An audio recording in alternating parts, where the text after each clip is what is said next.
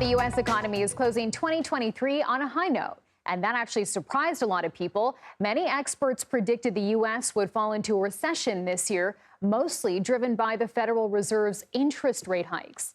The Fed raised rates 4 times this year. It's now pausing those hikes and may start lowering rates as soon as next year. Headline inflation started around 6.5% at the beginning of this year and fell to roughly 3%. Meanwhile, the unemployment rate remained below pre-pandemic levels at 3.7%, and the latest GDP data shows the economy grew roughly 5% annually in the third quarter. CBS News senior business and tech correspondent Jo Ling Kent joins us now to discuss all of this. Jo Ling, let's start with this. The U.S. seemed to avoid a recession this year, potentially nearing that soft landing. Why did so many economists get this wrong?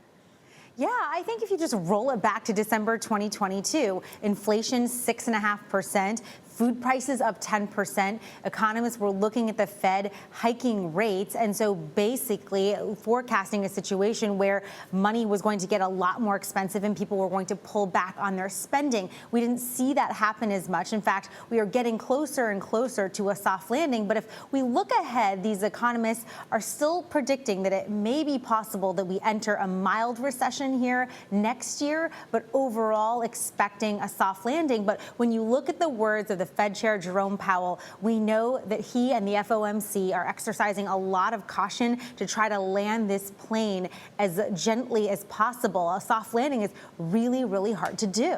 So let's talk about what the interest rate hikes did do, because they didn't send us into a recession. So what was the point? What effect did they have?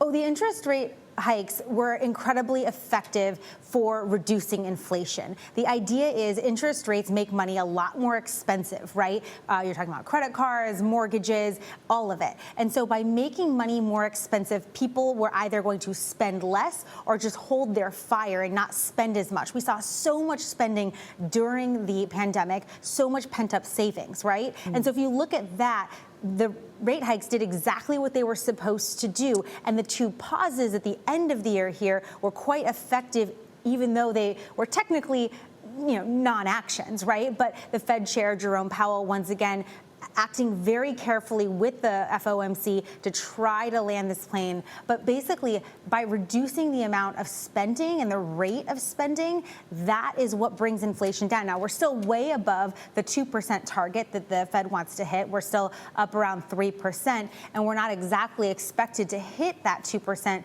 mark until the year after next. Okay. Mortgage rates also up from last year, but some new data now shows that they've fallen to their lowest levels since May. How is the housing market doing right now? The housing market is in a really weird place right now. If you look at the whole situation, you've got pretty high borrowing. The cost of borrowing is still pretty high compared to, so many of us are used to having sub 4% mortgages. And so people are sitting in their houses longer, not making moves. Inventory is low, but demand is still really strong. And so housing prices, median housing prices, are still up quite a bit. The other thing you want to look at, too, is rent. It's up 7% year over year, according to the CPI report that we got. So it is still really expensive to rent. But the good news there is that rent inflation is starting to come down a little bit. And according to the National Association of Home Builders, they expect to see rents come down because the supply of apartments is about to go up. 1 million new apartments are being built right now, and that apparently is near the highs of 1973. Okay, that's good news for renters like me. Jo Ling Kent, Exactly. Thanks so much. No problem.